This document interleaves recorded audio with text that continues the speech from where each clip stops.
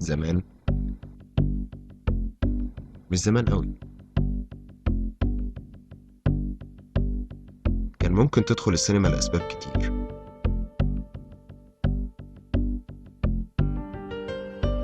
ممكن تدخل فيلم لأنه بيمثل الواقع بتاعك،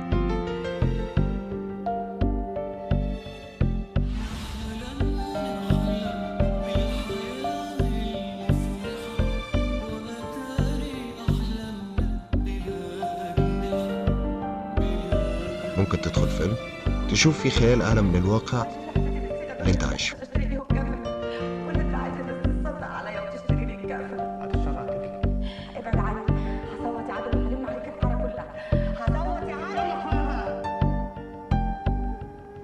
أو حتى تدخل فيلم فانتازيا مفيهوش أي حاجة من الواقع بتاعك.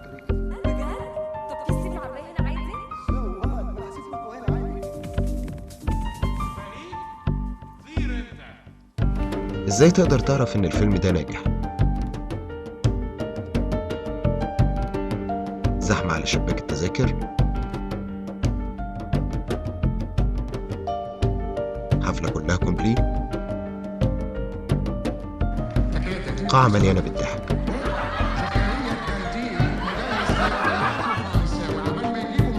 ازاي تقدر تتخيل انك ممكن تعمل فيلم سينما ناجح والمتفرج اللي المفروض ان انت بتقدم له الفيلم ده بيشوف افلام ودراما اعلى بكتير من اللي انت ممكن تقدمها له؟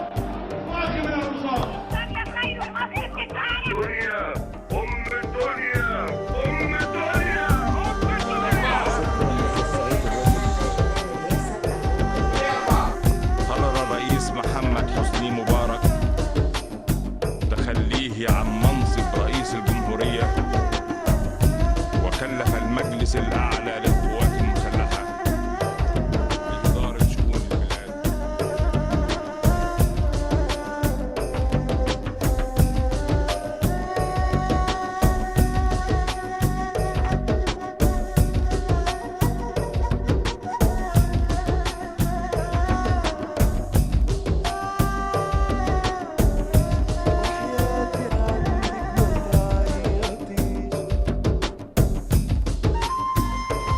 وقالت الصناديق للدين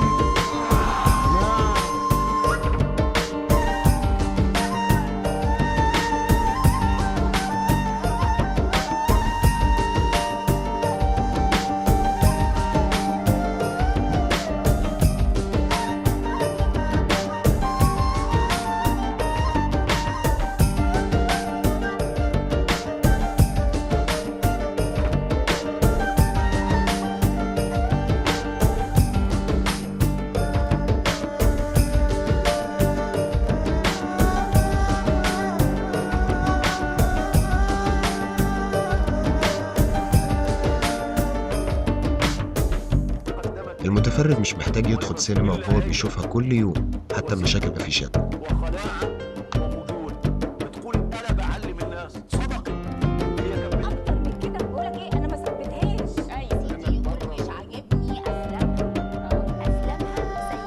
ازاي هتقدر تدخل الناس تاني السينما وهي عايشة حياتها بتأدي دور جوه فيلم؟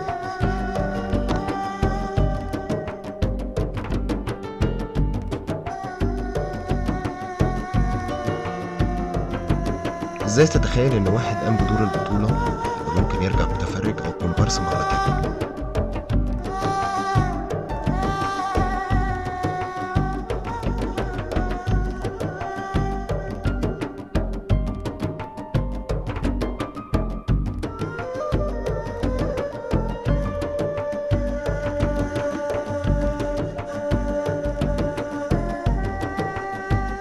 ازاي هتطلب من واحد يملى القاعة ضحك من غير ما يكون معاه صاحبه اللي كان دايما وياه في كل حاجة في حياته؟